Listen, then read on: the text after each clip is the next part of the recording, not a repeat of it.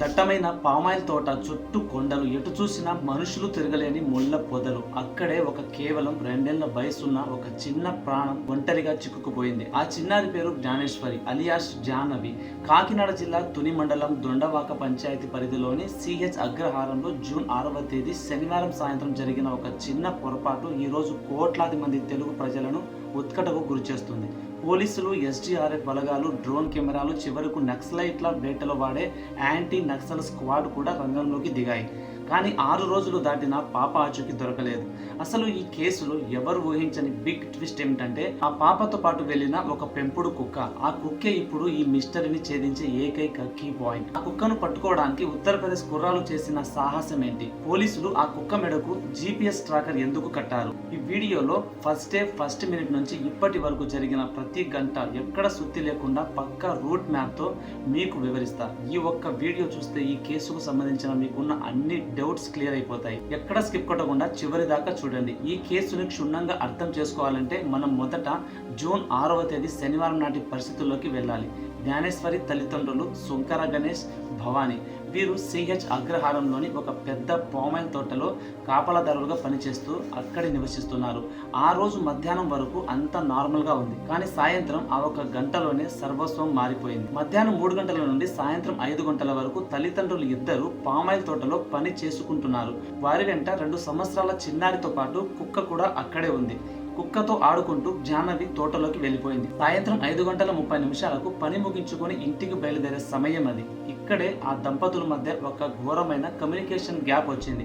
తండ్రి గణేష్ పాపను తల్లి భవాని తీసుకొస్తుందిలే అనుకున్నాడు. తల్లి భవాని పాప తండ్రితో పాటే వెళ్ళిపోయింది అనుకుంది. ఇద్దరు ఒకరినొకరు అడగకుండానే తోట నుంచి ఇళ్లకు చేరుకున్నారు. కానీ అమాయకపు చిన్నారి జ్ఞానేశ్వరి మాత్రం ఆ దట్టమైన తోటలోనే పెంపుడు కుక్కతో కలిసి ఉండిపోయింది. సాయంత్రం 6:15 ఇంటికి వచ్చిన తరువాత భార్యాభర్తలు ఇద్దరు ఒకరినొకరు చూసుకున్నారు.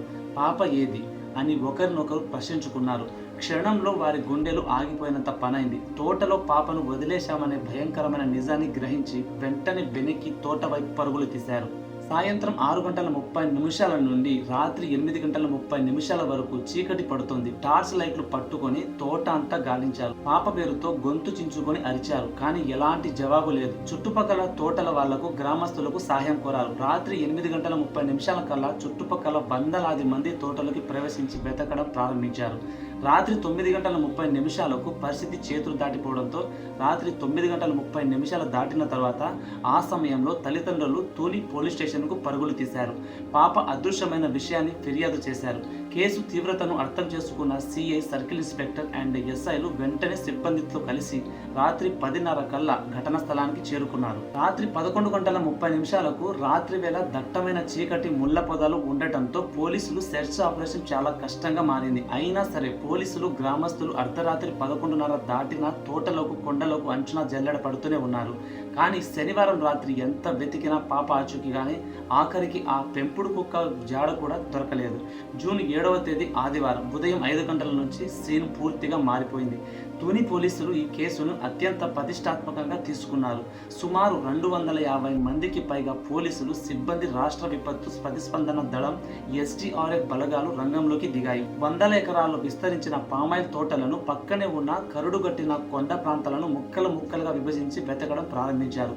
మనుషులు వెళ్లలేని దట్టమైన పొదలను పరిశీలించడానికి స్పెషల్ స్పై కెమెరాలను, డ్రోన్లను గాల్లోకి లేపారు. జూన్ 8 సోమవారం గాలింపు ముమ్మరంగా సాగుతున్న చిన్న క్లూ కూడా దొరకకపోవడంతో పోలీసులకు అనుమానాలు మొదలయ్యాయి. పాప నిజంగానే తోటలోకి తప్పిపోయిందా, లేక తల్లిదండ్రుల మధ్య ఏవైనా గొడవలు ఉన్నాయా, ఎవరైనా పాత కక్షలతో పాపను కిడ్నాప్ చేశారా అనే కోణంలో దర్యాప్తు మళ్లించారు.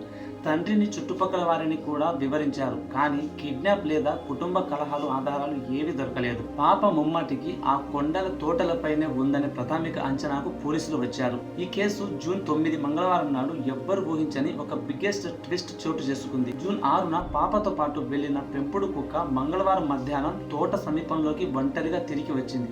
కానీ దాని వెంట పాప లేదు. ఆ కుక్క ప్రవర్తన చాలా వింతగా భయానకంగా ఉంది. పోలీసులు పాప కుటుంబ సభ్యులు దాని దగ్గరకు వెళ్ళడానికి ప్రయత్నించగా అది మనుషుల్ని చూసి భయపడి మళ్ళీ తోటలోకి పొదల్లోకి పారిపోవడానికి ప్రయత్నించింది. అది ఎవరిని దరిచేరనివ్వలేదు. ఆ సమయంలో కుక్కను బంధించడానికి పోలీసులకు పెద్ద సవాల్గా మారింది. ఎందుకంటే దాన్ని పట్టుకుంటేనే పాప ఎక్కడుందో తెలుస్తుంది. ఆ సమయంలో అక్కడ పనిచేస్తున్న ఉత్తరప్రదేశ్కు చెందిన కొందరు వలస కూలీలైన యువకులు ప్రాణాలకు తెగించి సాహసం చేశారు. ఆ కుక్క చుట్టూ వ్యూహాత్మక వలల ఏర్పడి దాన్ని చాలా కష్టం మీద బంధించి పోలీసులకు అప్పగించారు. కుక్క అయితే దొరికింది, కానీ అది చాలా డిస్టర్బ్ గా ఉంది. అప్పుడే Tuni circle inspector G Chennakeswara Rao and ఉన్నతాధికారులు ఒక అద్భుతమైన ప్లాన్ బి ని సిద్ధం చేశారు. కుక్కలు సాధారణంగా తాము తిరిగిన చోటుకే మళ్ళీ వెళ్తుంటాయి. అలాగే ఆ కుక్క గత 3 రోజులుగా పాప ఎక్కడుందో అక్కడే ఉండి ఉండవచ్చని పోలీసులు బలంగా నమ్మారు. అందుకే టెక్నాలజీని వాడుతూ ఆ పెంపుడు కుక్క మెడకు ఒక ప్రత్యేకమైన GPS ట్రాకర్ అమర్చారు. కుక్క మెడకు GPS కట్టిన తరువాత దాన్ని తోటలకి వదిలేశారు. అది ఎటు వెళ్తుందో, ఏ పొదలో తిరుగుతుందో, ఏ కొండ ఎక్కుతుందో అనే దాన్ని పోలీసులు కంట్రోల్ నుంచి లైవ్ ట్రాక్ చేయడం ప్రారంభించారు. ఈ GST ట్రాకర్ ఆధారంగా కుక్క ఆ తోటలోనే ఒక నిర్దిష్ట ప్రాంతం చుట్టూ పదే తిరుగుతున్నట్టు పోలీసులు గుర్తించారు. ఈ ప్రాంతంలో గాలింపు జరపగా పామాయిల్ తోటలో చిన్నారికి సంబంధించి కొన్ని వెంట్రుకలు దొరికాయి. దీనితో ఆ పాప ఆ ప్రాంతంలోనే ఉండి ఉంటుందని లేదా ఎవరైనా అక్కడ దాచి ఉంచారనే కోణంలో దర్యాప్తు ముమ్మరం చేశారు. ఇక ఈ రోజు శనివారం ఉదయం నుంచి అందుతున్న సమాచారం ప్రకారం ఈ కేసు అత్యంత క్లిష్టమైన మలుపు తిరిగింది. వారం రోజులు గడుస్తున్న అమాయకపు ఆ పసి ప్రాణం జాడ దొరకకపోవడంతో పోలీసులు తమ దర్యాప్తు వేగాన్ని మార్చారు.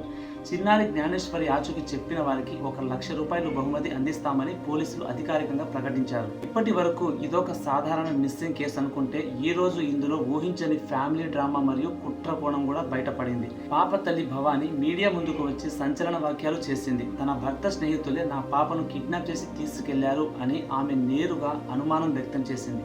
భర్తకు సంబంధించిన కొందరు స్నేహితులతో గతంలో ఉన్న వివాదాలే దీనికి కారణమని ఆమె ఆరోపిస్తుంది. తల్లి ఇచ్చిన స్టేట్మెంట్ మరియు అనుమానాల ఆధారంగా పోలీసులు రూట్ మార్చారు. చిన్నారి తండ్రి గణేష్ తో పాటు అతని స్నేహితులను పోలీసులు అదుపులోకి తీసుకొని రహస్య ప్రాంతాల్లో తీవ్రంగా విచారిస్తున్నారు. అసలు తోటలో కమ్యూనికేషన్ గ్యాప్ వల్ల పాప తప్పిపోయిందా, లేక ఇదంతా పక్కా ప్లాన్ ప్రకారం జరిగిన కిడ్నాపా అనే కోణంలో విచారణ జరుగుతోంది. నిన్న హైదరాబాద్ నుంచి ప్రత్యేకంగా తెప్పించిన GPS కాలర్ బెల్ట్ ని ఆ పెంపుడు కుక్క మెడకు తగిలించి వదిలేసిన సంగతి అందరికీ తెలిసిందే. ఆశ్చర్యంగా ఆ కుక్క మొదట ఇంటి వైపు వచ్చి ఆ తర్వాత సరిగ్గా పాప అదృశ్యమైన రోజే ఏ మార్గంలో అయితే తోటలోకి కొండలోకి వెళ్ళిందో అదే రూట్ మ్యాప్తో పరిగెత్తడం ప్రారంభించింది.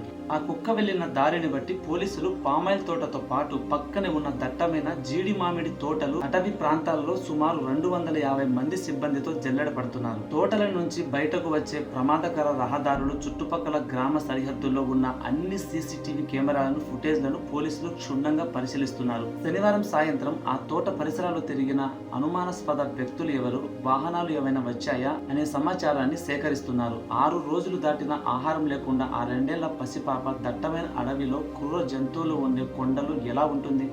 ఎవరైనా కిడ్నాప్ చేసి దాచారా, లేక తోటలోనే ఏదైనా ఘోరం జరిగిందా అని అనుమానిస్తున్నారు. ఇప్పటికే 75% సెర్చ్ ఆపరేషన్ జరిగింది. మిగతా 25% సెర్చ్ ఆపరేషన్ జరిగితే పాప దొరికేసినట్టే. కానీ పాప విషయంలో క్లూగా ఉన్న కుక్క మాత్రం ఈరోజు చనిపోయింది.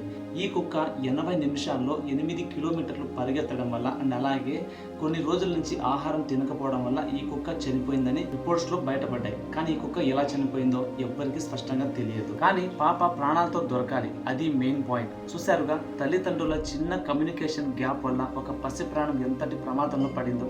ఆ చిన్నారి క్షేమంగా తిరిగి రావాలని మనం కూడా కోరుకుందాం. ఈ కేసులో కుక్క మెడకు GPS ట్రాకర్ వేసి వెతకడం, 1 లక్ష రూపాయలు రివార్డు ప్రకటించి వెతికించడం వంటి ప్లాన్ పై మీ అభిప్రాయం ఏంటి?